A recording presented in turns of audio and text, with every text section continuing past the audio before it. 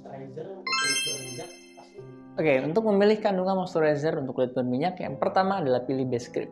Kalau bisa, pilihlah yang bentuknya lotion, water base, dan juga yang bentuknya gel. Karena itu nggak akan nyebabin kulit yang berminyak, itu yang paling penting. Kandungannya ada banyak banget, dan ini biasanya nggak bisa single. Contoh, niacinamide, salah satu yang recommended. Saya paling suka pakai vitamin C, kemudian juga pakai hyaluronic acid, tapi cari yang sifatnya nggak nyebabin berminyak. Dan penting banget memilih water base yang tepat. Dok, apakah minum astaxanthin aman jangka panjang sebagai antioksidan?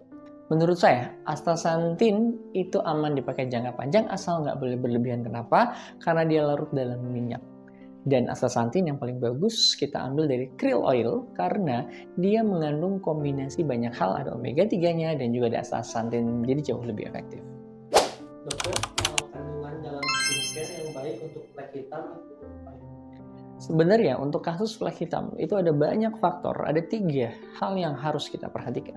Satu, perbaiki skin barrier. Jadi kita harus benar-benar memperhatikan pelembab yang tepat untuk bisa membuat hidrasi kulit kita. Karena ketika kulit kita kering, maka flek hitam bakal sering terjadi. Kedua adalah sun protection.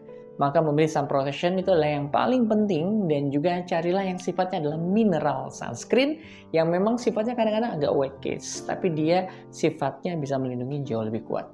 Yang terakhir, pilihlah whitening yang aman, yang tidak mengandung hidroquinone, tidak mengandung pemutih-pemutih yang berbahaya, karena kita gunakan dalam jangka panjang. Dok, kalau cara mengatasi kerutan di mata gimana ya? Kerutan di sekitar mata itu disebut dengan crowfit.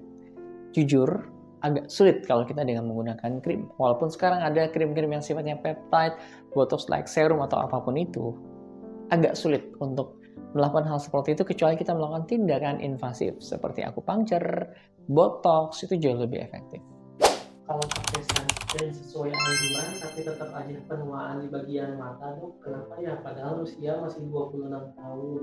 Oke, nggak ada hubungan antara kita pakai krim penuaan dan juga proses penuaan. Kenapa?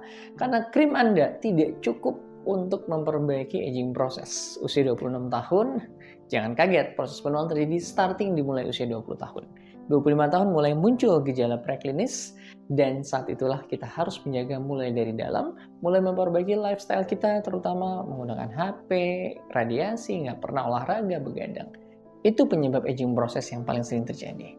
Dok, mau nanya nih, kalau kandungan salicylic acid di dalam face wash boleh dipakai setiap hari nggak?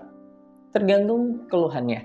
Kalau kulitnya sensitif, sebaiknya tidak. Tapi kalau kulitnya berminyak, apalagi skin barrier-nya juga cukup kuat, jarang merah, perlu dipakai setiap hari.